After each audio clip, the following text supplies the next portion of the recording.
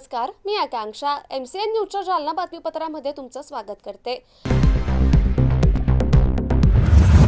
या बातमीपत्राचे प्रायोजक आहेत संजीवनी मल्टी स्पेशालिटी हॉस्पिटल, आपल्या आरोग्याची संजीवनी, the skill to heal, the speed to care. Jalna C2 संघटनेने भर पावसात जिल्हाधिकारी कार्यालयावर मोर्चा काढलाय। 4 श्रम संहिता तातडीने मागे घेऊन कामगार कायदे पुन्हा बहाल करण्याची मागणी यावेळी आंदोलकांनी केली आहे। जालना C2 संघटनेने भर पावसात जिल्हाधिकारी कार्यालयावर मोर्चा काढला। 4 श्रम संहिता तातडीने मागे घेऊन कामगार कायदे पुन्हा बहाल करण्याच्या मागणीसाठी हा मोर्चा काढण्यात आला। भारतात वेतन संहिता, औद्योगिक संबंध संहिता, सामाजिक सुरक्षा संहिता आणि व्यावसायिक सुरक्षा, आरोग्य आणि कार्य परिस्थिती संहिता या 4 श्रम संहिता लागू झाल्यात। या 4ही श्रम संहिता मागे घेऊन पुन्हा कामगार कायदे बहाल करावे या मागणीसाठी आज केंद्रीय कामगार श्रमिक संघटना आणि संयुक्त किसान मोर्चाच्या वतीने देशव्यापी संप पुकारण्यात आला। या संपाला जालन्याच्या C2 संघटनेने पाठिंबा देत जिल्हाधिकारी कार्यालयावर मोर्चा काढला। यावेळी 4 श्रम संहिता तातडीने मागे घेऊन कामगार कायदे पुन्हा बहाल करण्याची मागणी करण्यात आली आहे। आमची अशी मागणी आहे की शासनानं केंद्र शासनानं आम्हाला GR दिलेला होता, राज्य शासनानं केंद्र शासनानं की बा तुमचं प्रोत्साहन भत्ता देऊ, ऑक्टोबर पासून त्याचा GR निघालेला आहे पण तोही दिलेला नाही। आणि दर महिन्याला आम्हाला फेस कॅप्चर जे करायला लावते ते त्यांनी महिन्यातून एकदाच करायला सांगायला पाहिजे, वर्षातून एका बाळाचं एकदाच करायला सांगायला पाहिजे। जोपर्यंत ते बाळाचं नाव आमच्या अंगणवाडीत आहे तोपर्यंत आम्हाला बार बार एका बालकाचं फेस कॅप्चर करण्यासाठी दर महिन्याला जावं लागतं, ते बंद झालं पाहिजे। आणि दुसरी गोष्ट, आम्हाला किमान वेतन आणि पेन्शन ही आमची मुख्य मागणी आहे। आणि ग्रॅज्युटी हे सामाजिक सुरक्षा आम्हाला लागूच झाली पाहिजे। माझं नाव उषा नारायण मगर आणि मी अंगणवाडी सेविका आहे, जाफराबाद तालुका, राहणार। आज मोर्चा निघालाय, काय मुख्य मागण्या काय थोडक्यात सांगा। मी आशा वर्कर आहे आणि मी संघटनेची जिल्हा अध्यक्ष पण आहे, मीना भोसले। आमच्या सर्व आशा संघटनेचा मोर्चा आम्ही याच्यासाठी काढलेला आहे की मागच्या 9 महिन्यापासून आम्हाला मोबदला मिळाला नाही केंद्र शासनाचा, त्याच्यासाठी आज आम्ही कंटाळून आणि आमची हद्दपार झालेली आहे, त्याच्यामुळे हा मोर्चा काढलेला आहे। शासनाने आमचे पूर्ण 9 महिन्याचे वेतन जे बाकी आहे मोबदला तो त्वरित अदा करावा, नसता आम्ही कायमी संपावर जाण्याचा इशारा त्यांना देण्यासाठी आम्ही इथे आलेलो आहोत आणि वाढीव पेमेंट पण आमची लवकरात लवकर करण्यात यावी।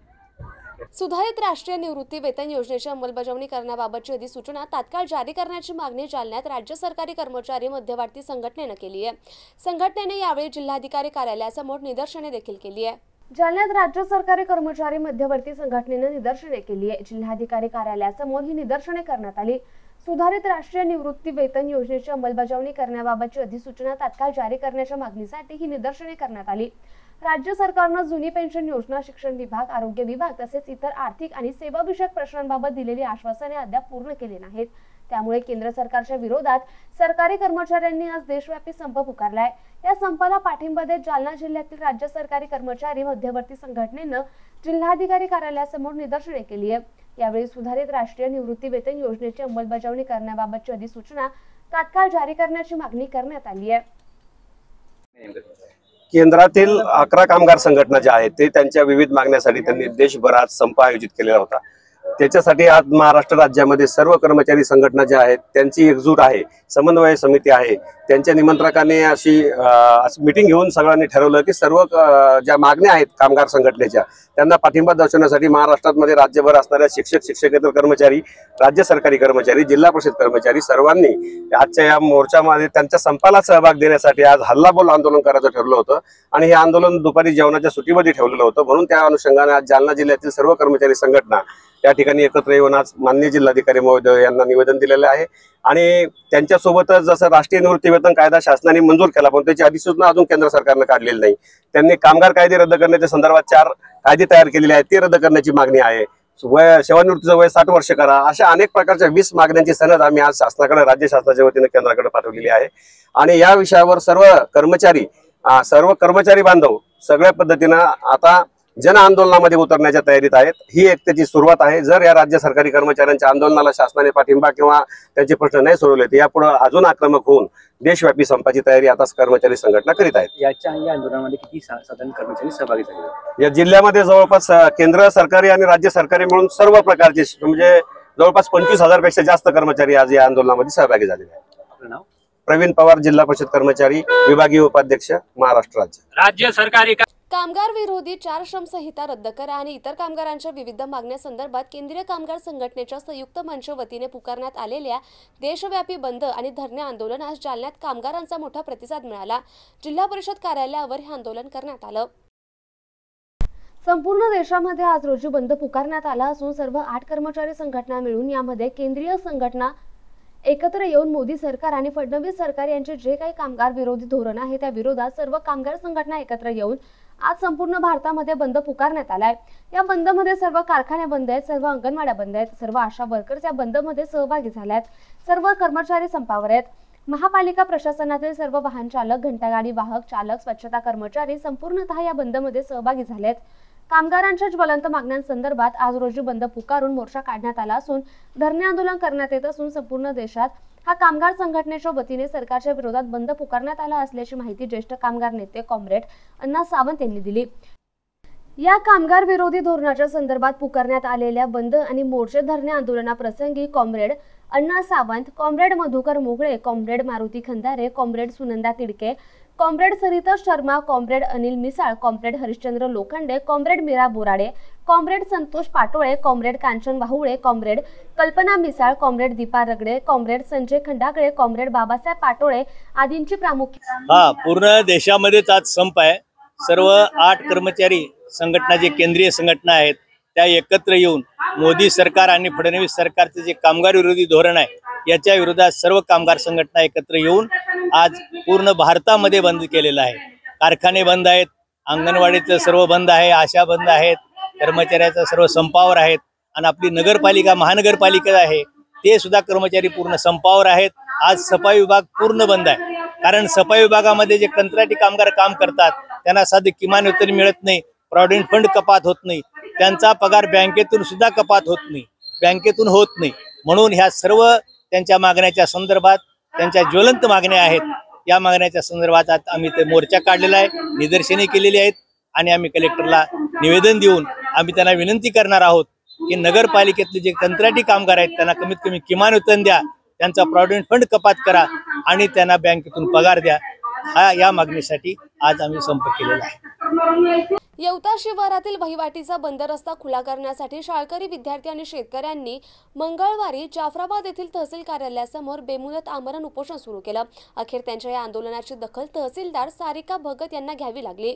वहिवाटीचा रस्ता खुला करून देऊ असं आश्वासन तहसीलदारांनी दिल्यानंतर हे उपोषण आंदोलन स्थगित करण्यात आलंय. येवता शिवारातील गट क्रमांक 33 मधून शेतामध्ये जाणारा वहिवाटीचा रस्ता एका शेतकऱ्याने अडवून धरलाय. यामुळे शेतकरी आणि शाळकरी मुलांचे मोठे हाल होत आहेत. याबाबत 15 मे रोजी तहसीलदारांकडे तक्रार देखील करण्यात आली आहे. तहसीलदारांनी याबाबत शेतकऱ्यांच्या बाजूने निकाल दिलाय. मात्र आजपर्यंत या आदेशाची अंमलबजावणी झाली नाही. त्यामुळे संतप्त शेतकऱ्यांनी विद्यार्थ्यांसह मंगळवारी तहसील कार्यालयासमोर उपोषण आंदोलन सुरू केलंय. अखेर तहसीलदार सारिका भगत यांनी याबाबत आश्वासन दिल्यानंतर हे उपोषण आंदोलन थांबवण्यात आलं. उद्याच्या कारवाईकडे आता सगळ्यांचं लक्ष लागलंय. आमचा एक शेतकऱ्याने अडवला आहे. आम्ही पूर्वीपासूनच म्हणजे आमचे आजोबा पंजोबा त्या शेतातून जात होते, पण ते आजपर्यंत आम्ही 3 वर्षापासून त्यांनी तो रस्ता अडवलेला आहे. त्यानंतर रस्ता अडवल्यानंतर आम्ही तहसीलदार मॅडमकडे अर्ज केला, तेव्हा आदेशही झाला. 15/4/2024 आदेश झाला. 19 तारखेला त्याचा अंमलबजावणी करता पोलीस कर्मचारी, मंडळाधिकारी, तलाठी आणि नायब तहसीलदार साहेब 18 तारखेला सुद्धा तेच झालं. तरी 9 तारखेला खुला झाला नाही. 18 तारखेला सुद्धा पोलीस प्रोटेक्शन, नायब तहसीलदार साबळे साहेब आणि त्या दिवशी आमचा रस्ता खुला झाला नाही. परत 20 तारखेला सुद्धा नायब तहसीलदार, पोलीस प्रोटेक्शन सहित आम्ही स्पॉटला जाऊन आमचा रस्ता मोकळा करण्यासाठी तहसीलदारचे कर्मचारी आले होते, तरी आमचा रस्ता खुला झाला नाही. आज 3 वेळेसही खुला होऊन आम्ही 3 वर्षापासून परेशान आहे. आज आमचे लेकरं आहे, आमचे सर्व जवळपास 70% कुटुंब शेतात राहते आणि दररोज येणं जाणं करणं, ह्या मुलाला शाळेत जावं लागतं, पण त्याला रस्ता नाही आहे. आज आम्हाला उपोषणाला बसण्याकरता हा मुलगा शेतातून येता वेळेस पडला, याच्या पायाला पहा किती लागलं. असे खूप अडचण आहे, पण आम्ही सतत यांच्याकडे हे करून मागणी करून बी आम्हाला रस्ता आजपर्यंत बी झाला नाही. 3 वर्षापासून परेशान आहे आम्ही. खूप निवेदनं दिले, खूप चर्चा केली, समंजसपणाने समजून घेतलं, त्यांचं ऐकलं, पण अजून बी आम्हाला रस्ता खुला करून दिला. एवढं बोलतो मॅडमला किंवा तहसील कर्मचाऱ्यांनी एवढीच अपेक्षा आहे, आम्हाला आजच्या आज रस्ता खुला केला तर बरं, नाही तर आम्ही आजपासून इथंच राहणार. जोपर्यंत रस्ता खुला होत नाही तोपर्यंत इथून आम्ही घरी जाणार नाही, एवढंच सांगतो. रस्त्याच्या बाबतीत प्रशासन हातबल झालं का असं तुम्हाला वाटतं? हो, आम्हालाही काही सांगत नाही, होकार येते देते नसते, आज खुला करतो उद्या खुला करतो, पण रस्ताच खुला होत नाही. मग कोणाची वाट बघतात तहसीलदार? काय माहित कोणाची वाट बघतात, कोणाचा आदेशाची वाट बघताय का? स्वतः आदेश दिलेला आहे मॅडमनी, तरी हे नाही का कोणी कर्मचारी काय करते का कोणा एखाद्या काय म्हणते एखाद्या कर्मचारी किंवा मोठ्या लोकांच्या हात आहे का काय. आम्हाला पण आमच्या लेकरासाठी आमच्या शेतात जाणं, जवळपास 100 एकर शेती आहे. आज रोजी तिथं बैलगाडी का बैल आम्हाला पायी सुद्धा जायला रस्ता नाही. शाळेतील मुलांना जाण्यासाठी रस्ता नाही तरी तहसीलदार मॅडम रस्ता देत नाही, असं म्हणजे तहसीलदार मॅडमचाही देखील आकाचा आका आहे का कोणी असं वाटतं तुम्हाला? 100% काहीतरी कोणाचा तरी दबाव खाली नाही. आतापर्यंत नायब तहसीलदार साहेब 9 तारखेला 18 तारखेला 20 तारखेला ह्या महिन्यामध्ये 6व्या महिन्यामध्ये आले होते जूनमध्ये, तरी रस्ता खुला नाही. याचा अर्थ काय आहे? मग आम्ही न्याय कोणाकडे मागायचा? सकाळपासून छोटे मुलं इथं बसलेले, तहसीलदार मॅडम सुद्धा या तहसीलला आली नाहीये, काय म्हणणार याच्यावर तुम्ही? अजूनपर्यंत आम्ही बरेच वाट पाहतोय, अजूनपर्यंत मॅडम आलेल्या नाही आहेत. आम्हाला काय समाधान काय येतो? जोपर्यंत रस्ता होत नाही तोपर्यंत आम्ही इथून तर जाणार नाही. छोट्या मुलाला पाहून काय तहसीलदार मॅडम घाबरले असं तुम्हाला वाटतं? काही सांगता येत नाही, घाबरायला पाहिजे का नाही पाहिजे, पण त्यांचे तरी लेकरं बाळ प्रत्येकाला आहे ना. आम्हालाच नाही असं की आमच्याकडे लेकरं म्हणून आम्ही घेऊन आलो इथं. प्रत्येकाला लेकरू बाळ आहे, प्रत्येकाला संसार परपंच आहे, शेती आहे. आम्हाला बी शेतातून येणं जाणं करावं लागतं. आम्ही शेतकरी कुटुंबातले लोक आहोत ना. आम्हाला काही तिथे एखाद्या फॅक्टरी करायच्या काही 20 फुटाचा रस्ता लागतो का काय लागतो? आम्हाला फक्त शेतीचे कामं करण्यासाठी, लेकराला शाळेत येण्यासाठी रस्ता लागतो. दुसरं काय का आम्हाला तिथे एखादी फॅक्टरी उभी करायची आणि एखादा हायवे बनवायचा आहे का? नाही आहे ना. आम्हाला शेतात शेती करण्यासाठी रस्ता ना आमच्या लेकरं शाळेत येण्यासाठी रस्ता लागतो. याच्या व्यतिरिक्त काय पाहिजे आम्हाला? निश्चितच मॅडमला तुम्हाला न्याय दिला पाहिजे आणि ते मिळाला बी पाहिजेत, असा तुमचा हक्क जरूर आहे. पण ह्या मुलीला तो 500 दिवस असून इथं बसलेले, तुम्हाला काय वाटते? आम्हाला तर खूप परेशान झालेले आहेत. आम्ही तर बसणारच आहे, कारण की आम्हाला पर्याय नाही ना. शेतातही जायला चान्स नाही आहे. काय करणार आहे? इथं बसणार नाही तर कुठं बसणार आहे? आम्ही न्याय मागणार तर इथंच मागणार ना, कुठं जाणार आहे? काय नाव आपलं? गजानन माणिकराव बडक. आणि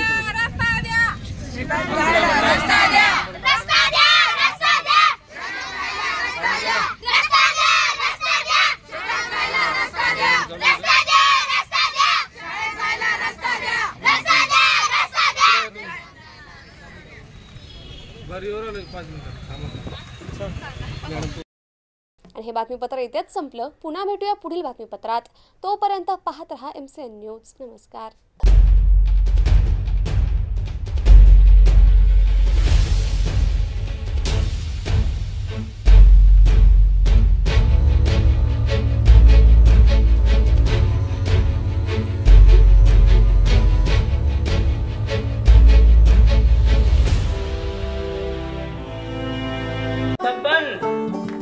आपको कलेक्टर साहिबा के हाथों से इनामी घर मिल रहा है। आपका घर बहुत सुंदर होगा ना? अरे नहीं बेटा, हम तो बहुत छोटे आदमी हैं। चाचू डोंट वरी, मैं बड़ी होकर आपके लिए और सबके लिए मजबूत और सुंदर घर बना के दूंगी। कालिका सरिया लाना मत भूलना। कालिका TMT सरिया कंक्रीट से करे मजबूत जोड़ और भूकंप, संग, आग से लड़कर घर को दे दीर्घायु। कालिका सरिया मैं भूली नहीं। बेटिया आप कलेक्टर। कालिका TMT, फैसला जो मजबूत हो। संजीवनी मल्टी स्पेशालिटी हॉस्पिटल, ऋषि पार्क, अंबर चौफुली, जालना।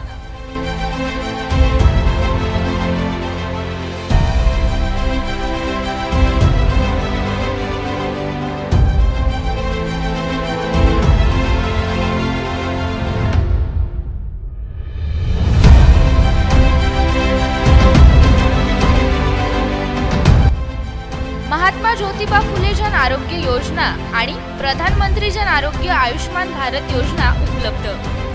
मेडिसिन विभाग, बालरोग विभाग, स्त्री रोग विभाग, अस्थिरोग विभाग, सर्जरी विभाग, नाक कान घसा विभाग आणि पॅथॉलॉजी विभागात काम करणारी तज्ज्ञ डॉक्टरांची टीम. उपलब्ध सुविधा ICU, NICU. जालना शहरातील अद्ययावत Ultima of 100 with stent boost cath lab.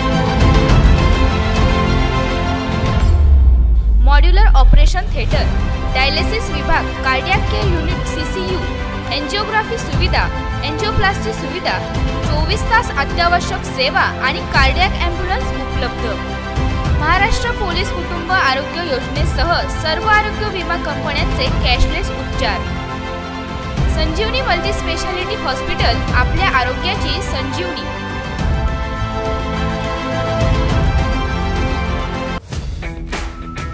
Kothari international dream school CBSE pattern. शैक्षणिक वर्ष 2025-26 साठी प्रवेश देणे सुरू. शैक्षणिक वर्षासाठी LKG ते 9वी पर्यंत ऍडमिशन सुरू. आमचे वैशिष्ट्य जालना शहरातील पहिली हायटेक वायफाय कॅम्पस असलेली इंग्लिश शाळा. डिजिटल क्लासरूम आणि iPad सुविधा उपलब्ध. वातानुकूलित क्लासरूम, बस सुविधा देखील उपलब्ध. क्षेत्र भेट आणि गेस्ट लेक्चर. विद्यार्थ्यांचा सर्वांगीण विकास. NCERTच्या धर्तीवर CBSE पॅटर्नची सुविधा उपलब्ध. अनुभवी शिक्षक वृंद, प्रशस्त क्लासरूम आणि प्रशस्त मैदान. रोबोटिक्स आणि कोडिंग यासह अनेक सुविधा विद्यार्थ्यांसाठी उपलब्ध. आपल्या मुलाच्या उज्ज्वल भविष्यासाठी एकदा अवश्य भेट द्या.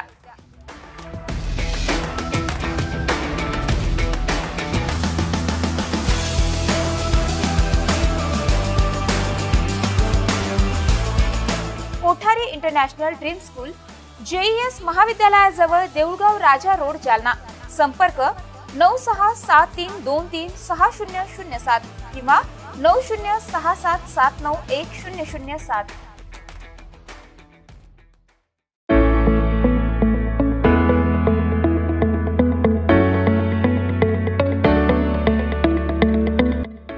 मत्स्योदरी शिक्षण संस्था संचलित अंकुशराव टोपे महाविद्यालय जालना कनिष्ठ आणि वरिष्ठ महाविद्यालयात प्रवेश देणे सुरू. महाविद्यालयास बँगलोर येथील नॉर्थ मार्फत पूर्ण मूल्यांकनात 3रा सायकल मध्ये अ दर्जा प्राप्त करणारे जालना जिल्ह्यातील प्रथम महाविद्यालय. तसेच डॉक्टर बाबासाहेब आंबेडकर मराठवाडा विद्यापीठाच्या शैक्षणिक अंकेक्षणात अ दर्जा प्राप्त केला असून ISO प्रमाणे 2009-2015 प्रमाणे निसर्गरम्य वातावरणातील महाविद्यालयात आपला प्रवेश आजच निश्चित करा. कनिष्ठ महाविद्यालयात कला, वाणिज्य, विज्ञान आणि HSC वेकेशनल साठी 11वी व 12वी वर्गात प्रवेश देणे सुरू आहे.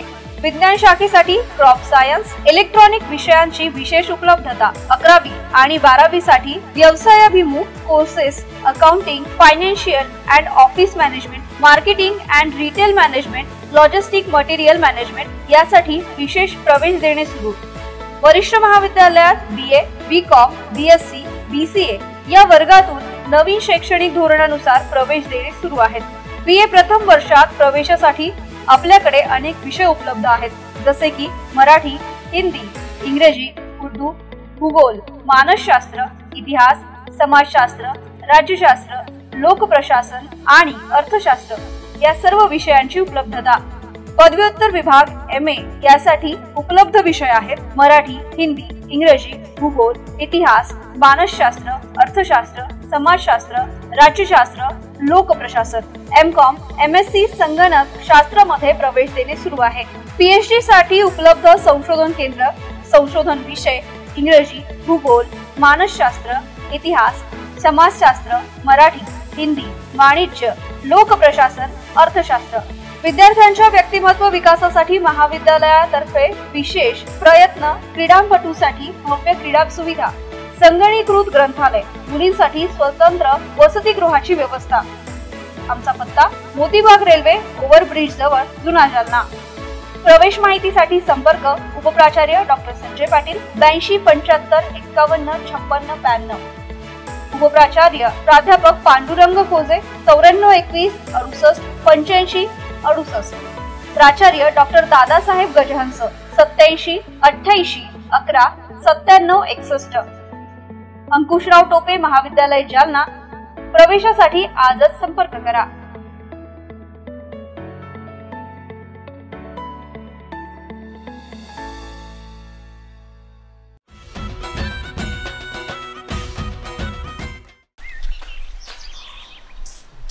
दादा हे बेस्ट कॉलेज आहे.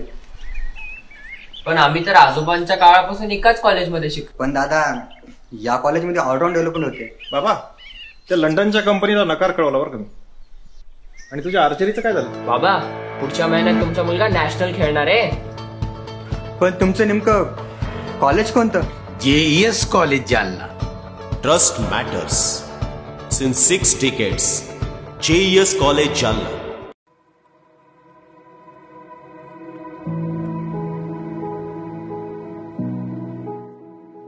सर नमस्कार. इथे कस काय?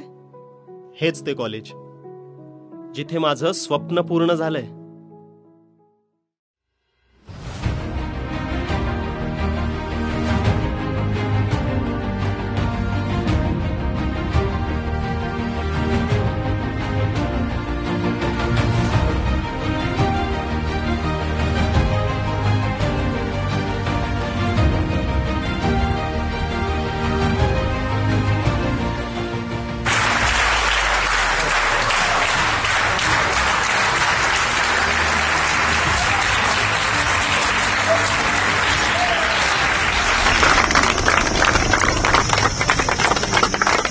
Every structure and every activity of JES College leads to an all-round development of students.